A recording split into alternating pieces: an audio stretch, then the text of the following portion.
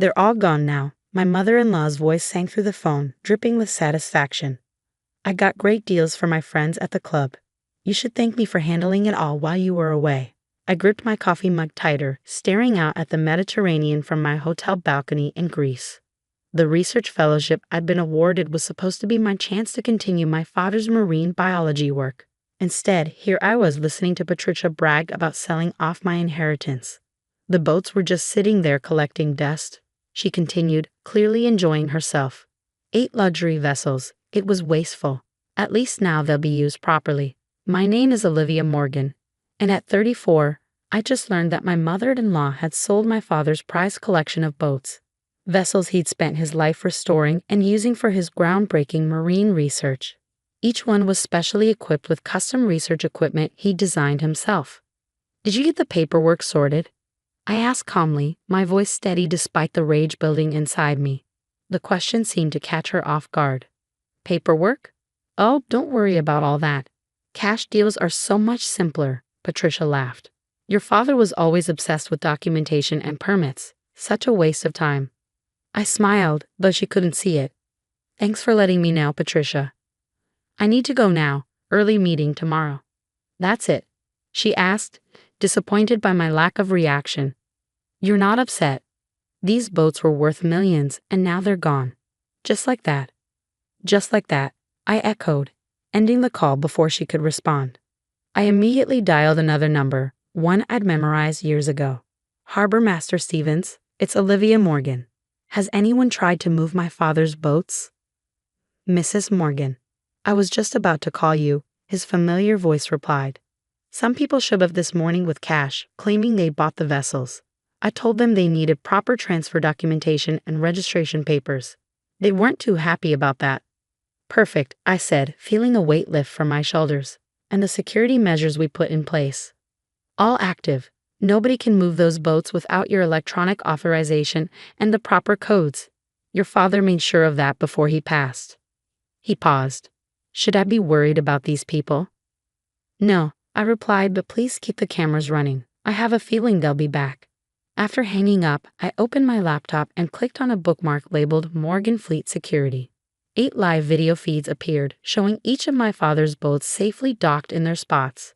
The security system he'd installed before his death was state-of-the-art, designed to protect not just the vessels but the valuable research equipment on board.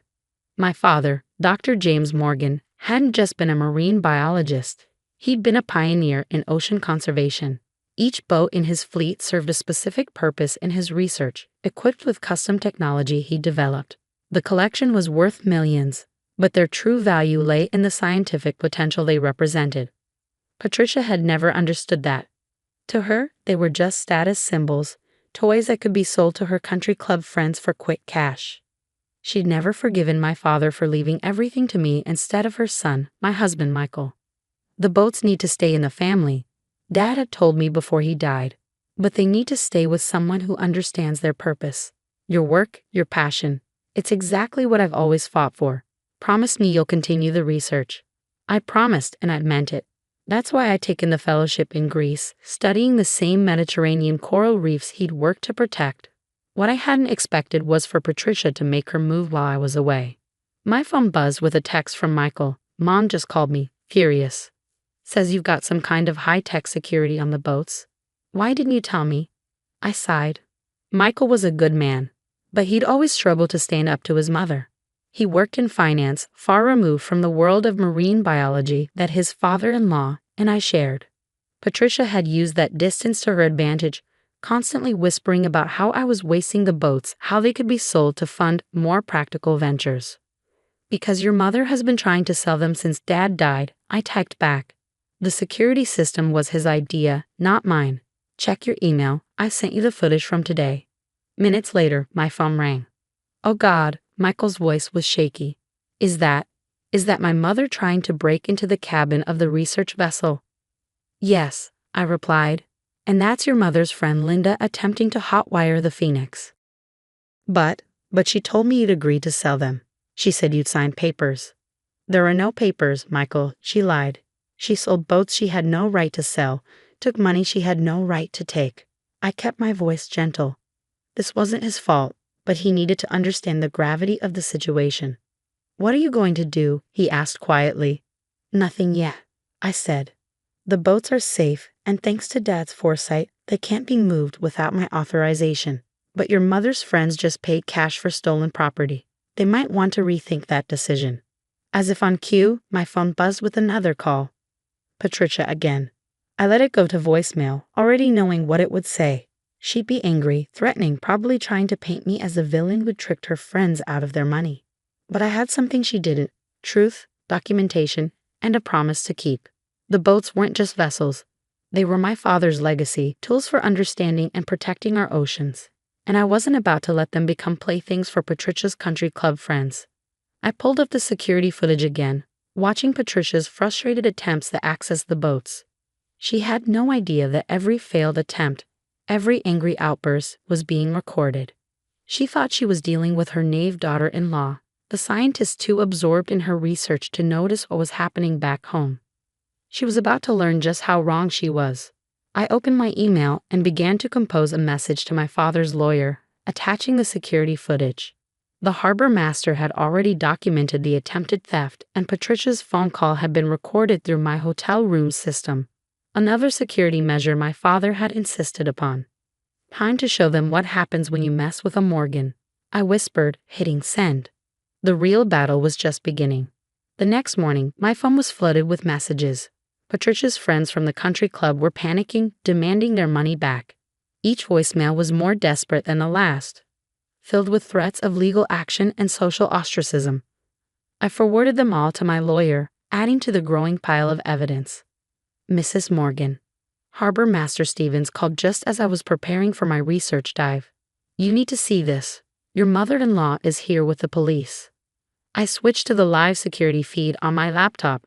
There was Patricia, designer handbag swinging wildly as she gestured at the boats, two uncomfortable-looking officers beside her. Her face was red with fury as she pointed at each vessel in turn.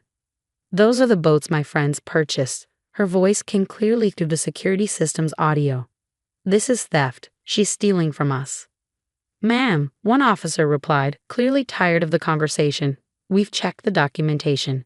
These vessels are registered to Dr. Olivia Morgan. There's no record of any legal sale. But I have witnesses. My friends all paid cash." "Which would make this an attempted purchase of stolen property," the officer said firmly. "Would your friends like to file statements about paying cash for boats they knew weren't yours to sell?" Patricia's face went from red to white. That's not. They were just sitting here." I watched as the officers explained the situation to her. How attempting to sell property she didn't own was fraud, how accepting payment for said property was theft, and how the security footage of her attempted break-ins could lead to additional charges. My phone buzzed with a text from Michael. "Mom just called me crying. Says you're having her arrested?" "I'm not having anyone arrested," I replied. "She tried to sell stolen property and got caught. The police are just explaining the consequences of her actions. She says she was just trying to help, that the boats were going to waste." I closed my eyes, counting to 10. Michael, she sold 8 boats worth millions of dollars to her friends for a fraction of their value, without any legal right to do so. That's not helping, that's theft. There was a long pause before his next message. "I found the cash in her house. Over $800,000. She was going to surprise me with it. Said it could help start my own investment firm." My heart broke a little for my husband. Patricia had always known exactly how to manipulate him, dangling his dreams just out of reach, using them to justify her actions. "The boats aren't just assets, Michael. They're research vessels, Dad's life work, our future." "I know," he replied after a moment. "I'm sorry. I should have seen what she was doing." The harbor master's voice interrupted my response. "Mrs. Morgan, your mother-in-law is demanding to speak with you. She's quite insistent." I switched back to the security feed. Patricia was now sitting in the harbor master's office, her perfect makeup streaked with tears. Part of me wanted to ignore her, to let her stew in the consequences of her actions. But I knew this conversation needed to happen. "Put her on," I said. "Olivia." Patricia's voice was sugary sweet, all traces of her earlier smugness gone. "There's been a terrible misunderstanding. I was only trying to help. Those boats just sitting there. all that potential money going to waste. Those boats I cut in are actively used for marine research. They're equipped with millions of dollars worth of custom scientific equipment. They're not toys for your friends to play with. But surely we can work something out. The money. The money you collected from your friends for stolen property? I interrupted. The money you were going to use to manipulate Michael. That money needs to be returned, Patricia. All of it. You're just like your father, she spat, her sweet facade cracking. So self-righteous with your science and your research. Do you know what people say about you? The ice queen who cares more about fish than family. I thought about my father then, how he taught me to swim before I could walk. How he'd shown me that protecting our oceans meant protecting our future. How he'd known Patricia would try something like this and had prepared accordingly. You're right about one thing, I said calmly. I am like my father, which means I'm not going to let you destroy his legacy. I'll tell everyone what you've done, she threatened. How you tricked my friends, embarrassed them. Go ahead, I replied. Tell them how you sold property that wasn't yours. Tell them how you tried to break into the boats when you couldn't access them legally. Tell them how you were going to use their money to bribe your son. I'm sure they'll be very understanding. The security feed showed Patricia's face crumpling as the reality of her situation sank in. Her friends had paid cash, large sums of it, for boats they couldn't access. Boats she had no right to sell. The scandal would destroy her carefully cultivated social status. What do you want? She whispered. I want you to return every penny to your friends. I want you to admit what you tried to do. And I want you to stay away from the boats, permanently. And if I don't, then I'll press charges. The security footage, the recorded phone calls, the attempted break-ins, it's all documented. Your choice. The harbor master's voice came back on the line. She's leaving now, Mrs. Morgan. Want me to send you the footage of her exit? No need, I said, watching through the feed as Patricia stormed out, her designer heels clicking angrily on the dock. Just make sure everyone knows those boats aren't for sale. Not now, not ever. My phone buzzed again. Michael. I just talked to Mom. She's furious, says you're ruining her life. There was a pause before his next message. I told her she ruined it herself. Pride and relief flooded through me. Maybe, just maybe, something good could come from all this. I'd like to learn, he continued. About the research, the boats, what Dad was trying to achieve. If you'll teach me. I smiled, looking out at the Mediterranean waves. I'd like that, I replied. We can start when I get back. The harbor master's final message of the day came just as I was preparing for bed. Your mother-in-law's friends have been calling. They all want their money back. Seems they're not too happy about being involved in attempted theft. I could imagine the chaos unfolding at the country club. Patricia's carefully constructed world crumbling as her friends realized they'd been duped.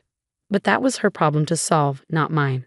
My father had trusted me with his legacy, and I had protected it. Tomorrow I would dive back into my research, continuing the work he'd started. And maybe, just maybe, I'd helped Michael break free from his mother's manipulation in the process. The boats would stay where they belonged, serving science, not status. Just as Dad had intended. 6 months after Patricia's attempted boat heist, I stood on the deck of the Phoenix, watching Michael adjust his diving gear. True to his word, he'd thrown himself into learning about our marine research program, spending every weekend mastering the basics of marine biology and boat operation. Remember, I called out, we're just cataloging the new coral growth today. No fancy maneuvers. He gave me a thumbs up, his excitement visible even through the diving mask. It was a far cry from the corporate banker who'd once dismissed his father-in-law's work as expensive hobby research. The scandal at the country club had played out exactly as expected. Patricia's friends had demanded their money back, threatening legal action when they realized they'd been tricked into attempting to purchase stolen property. The social fallout had been swift and merciless. Mrs. Morgan. Harbor Master Stevens approached, clipboard in hand. The new security upgrades are complete on all 8 vessels, and you'll be pleased to know that Mrs. Wallace hasn't attempted to access the marina since the restraining order. Patricia had made one final desperate attempt to reclaim the boats 3 months ago, showing up drunk at midnight with a set of copied keys. The security cameras caught everything, and this time, her actions had consequences. How's the equipment calibration coming along? I asked, checking the research monitors we'd installed last week. Perfect, he replied. Your father would be proud to see how you've expanded his work. The marine conservation community can't stop talking about your recent findings." He was right. The specialized equipment on these boats had helped us document unprecedented changes in Mediterranean coral populations. We just received another research grant, larger than anything my father had dreamed of. My phone buzzed. A message from Linda, one of Patricia's former friends. "Olivia, I wanted to apologize again for my part in the boat situation. Patricia convinced us we were helping the family. I should have known better." The apologies had started rolling in once the truth spread through their social circle. Many of Patricia's friends had discovered they weren't the only ones she manipulated over the years. "Ready?" Michael called, adjusting his oxygen tank.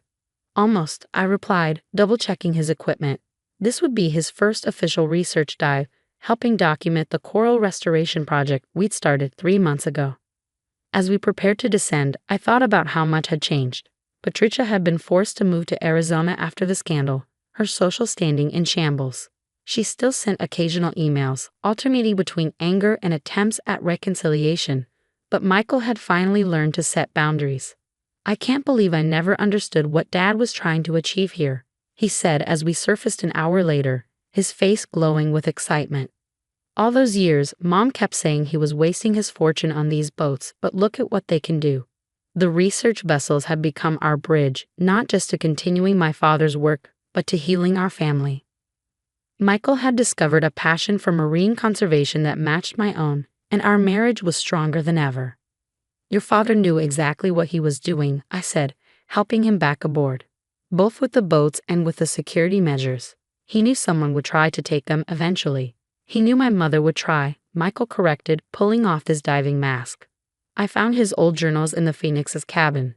He documented everything, her attempts to convince him to sell, her complaints about the money spent on research equipment, even her threats to contest the will." I nodded, remembering my father's careful preparations. That's why he made sure everything was legally airtight. He knew the boats needed to be protected, not just from theft, but from people who couldn't see their true value. The harbor master approached with fresh towels and hot coffee. "The afternoon's data looks excellent," he reported. "The new coral beds are showing significant growth. Dr. Morgan would have loved to see this."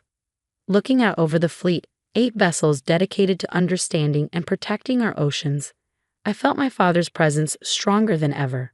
Patricia had seen only the monetary value, the status symbols she could sell to her friends. She'd never understood that these boats were never meant to be sold. They were meant to make a difference. "Next week we'll start training the new research team," I told Michael as we packed up our gear. "Dad always wanted these boats to support a whole community of marine scientists. Now they finally will." He smiled, looking more like his true self than he had in years. "Mom called again yesterday," he said quietly. "Wanted to know if we'd reconsider letting her friends lease the boats for their summer vacations. Said it would help restore her reputation." "And what did you tell her?" "I told her that some things aren't for sale, that Dad's legacy deserves better than that." He paused, watching the sunset reflect off the water. "That I'm finally becoming the person he always hoped I'd be." I squeezed his hand, feeling grateful for how things had turned out. Patricia's attempt to steal our boats had backfired spectacularly, but it had given us something unexpected: a stronger family, a clearer purpose, and a deeper appreciation for my father's wisdom. As we headed home that evening, the 8 boats bobbed gently in their slips, their security systems quietly standing guard. They weren't just vessels anymore. They were proof that sometimes protecting what matters means standing your ground, even against family, especially against family. Dad had known that all along. Now we did too.